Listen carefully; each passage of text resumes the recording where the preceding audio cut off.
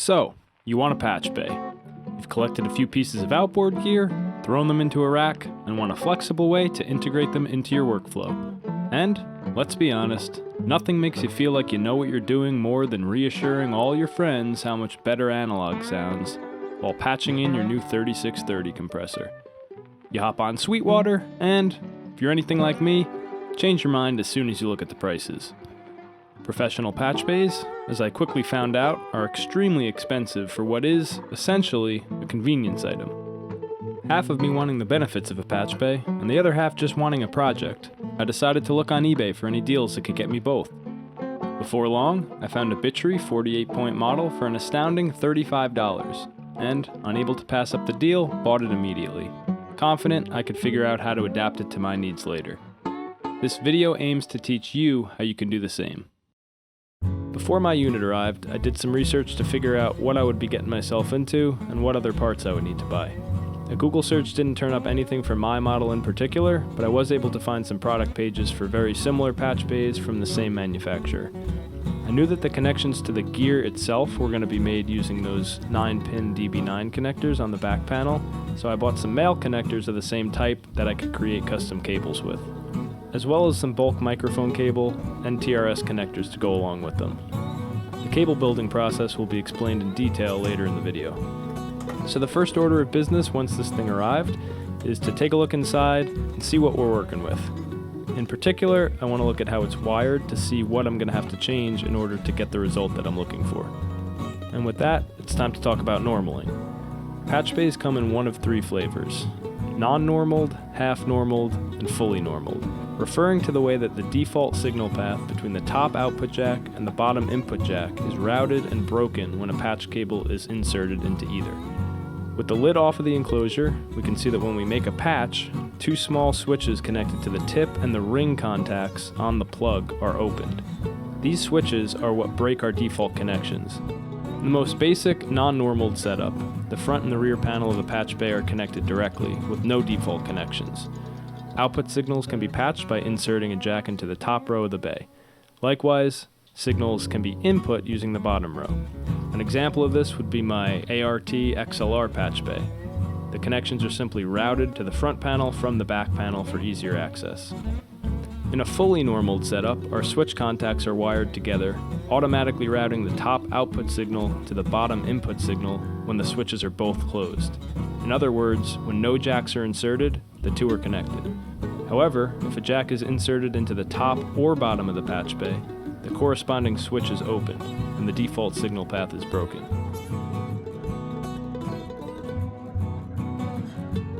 Finally, in a half-normaled setup, the top output signal is split off the wire going to the switch, rather than taken from the switch contact itself. Because this signal is no longer dependent on the switch being closed, inserting a patch cable into the top output jack copies the signal rather than stealing it, just like a headphone splitter does. Inserting a cable into the bottom jack still breaks the connection like before. In our case, because we can clearly see wires connecting the two sets of switch contacts on our front panel jacks, we know that this patch bay is fully normaled. While I would prefer a half-normaled setup ideally, that'll be a video for another day. The other step before we can get started on our custom cables is to determine which pins on the DB9 connector correspond to which contacts on our jacks. Each pair of input or output jacks on the front panel correspond to a single DB9 connection on the back panel, which will be nice for grouping stereo inputs and outputs to various hardware. In order to determine the pinout, we're going to connect a patch cable to either the right or the left jack, so long as we keep track of which, and use a multimeter to determine which pin each part of it is connected to. Most multimeters will have a designated continuity test setting for this, which will actually beep when the two probes are connected. But if, like in my case, your multimeter does not have this option, simply set the meter to one of the resistance measurement options instead, indicated by the omega symbol. You can see that when I connect the two probes, the meter jumps from 1, which indicates no continuity, to 0, or very close to 0, which indicates that continuity does exist between the two probes. We'll start with the sleeve contact on the patch cable. We're going to touch one of our multimeter probes to it, and the other to every pin of the DB9 connector on the back until we find the one that it's connected to. You can see in this case that the multimeter indicates continuity on pin 6, and we double check this a few times to be sure. And once we are sure, I'll record that this pin is the left sleeve contact and move on to the ring. Once we've found that one, we'll record it again, move on to the tip, and then swap the patch cable to the right jack, or vice versa, and repeat the whole process. Keep in mind that the DB9 connector has 9 pins total, but we only need 6 of them to carry the signal since there's only 3 wires each. Now that we have our pinout determined, we can start the exciting part, which is going to be making our own cables. These of course are what we're going to use to connect the gear into the patch bay. They'll have an XLR or TRS connections on one end and a DB9 on the other. For this example, we're going to start with an XLR female version of the cable. And if you've ever made your own TRS, XLR, or instrument cables even, this next part's going to be pretty familiar. So I'm stripping a short bit of insulation from the end of our length of microphone cable and twisting that metal shield around the outside into a wire.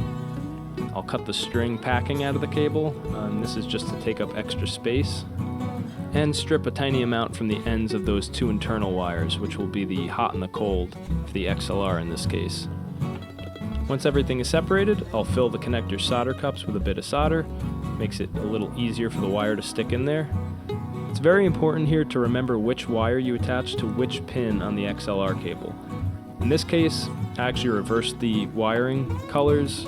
Typically you'll see the red wire on the hot of the XLR and the black on the cold. Not a big deal as long as you're consistent, but make sure you are in fact consistent throughout all the cables that you're going to make. And here's the same thing that we just saw, except this time we're making a TRS cable. Again, I reversed the colors, red for the cold signal, but like I said, I'm going to be consistent in that for every cable that I make. So we've now got a pair of TRS terminated or XLR terminated, depending on which version we're making, cables that'll combine into one at the DB9 connector. Each of these packages that I got contain one whole DB9 connector, including the outer shell and the strain relief for the cable inside. You can see roughly how the pieces fit together here.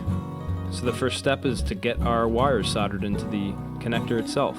So just like before, I'll start by stripping back a length of wire, just a bit longer than the connector itself. I'll twist the shields together and cut the string back. Since we have so much of the shield exposed here, which will act as our ground signal, just adding a piece of heat shrink around it to act as insulation, like the other wires have. Next, I'll add a small piece of heat shrink around all 3 of the wires to just keep them contained and together, and then a larger piece around both of the cables so that we have one kind of wire entering the DB9 connector. This will clean it up a little bit as well. The trickiest part in this whole process is going to be soldering these 6 wires to different pins on the DB9 connector and making sure we have no shorts in that process. Starting off by cutting them all to have the exact same length, and then stripping each one. I'm also going to use a bit of flux here and tin the actual wires themselves because the solder cups on the DB9 are much smaller.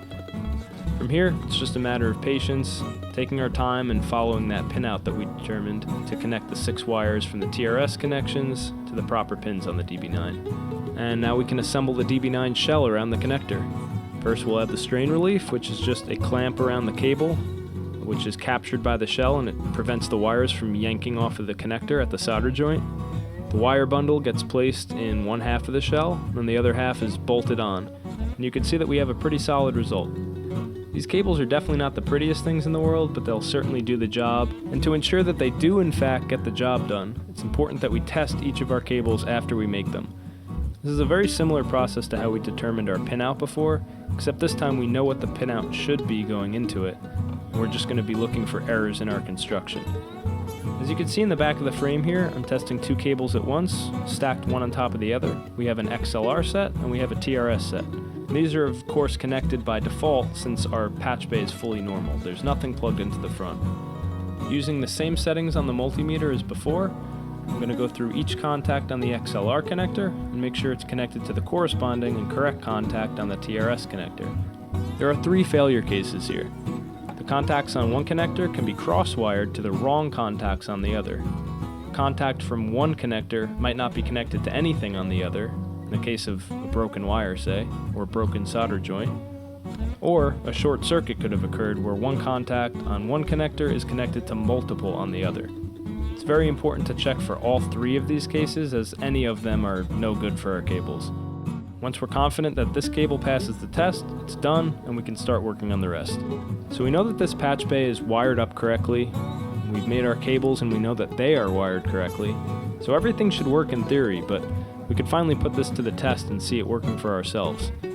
Taking a look around back, you could see that connecting or moving gear around is as simple as just screwing in that DB9 connector, then connecting the TRS or XLR ends to the inputs or outputs of the gear. If you're like me and you forgot to label which channel was which on your cables, you can easily do so after the fact by just patching a cable into either the right or the left side of a group and seeing which side of the fork on your cable it's connected to. So let's finally see this thing in action. Because my studio doubles as a practice room, I have my first 2 XLR inputs in the ART patch bay, feeding a 32-band graphic EQ, which in turn feeds a QSC USA 900 amplifier.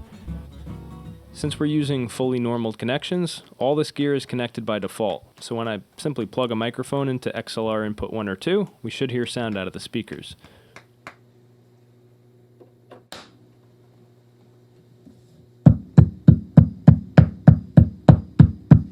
Let's say I want to bypass the EQ entirely and route directly to the speakers. Well, I can do this by patching from the output of the microphone directly to the input of the amplifier. This being a fully normal patch bay, all the default connections will be broken for both of these patch points, meaning the signal will no longer be entering the EQ at all. Test.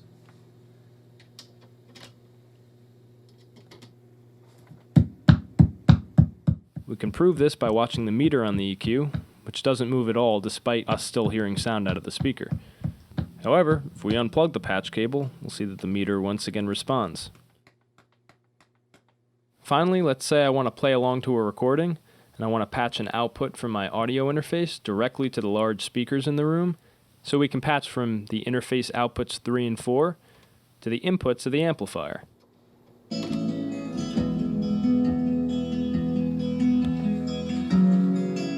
While I understand that these examples are quite limited by the small amount of outboard gear that I actually have right now, I hope that you can see the power and the flexibility that the Patchbay provides as the number of components grows.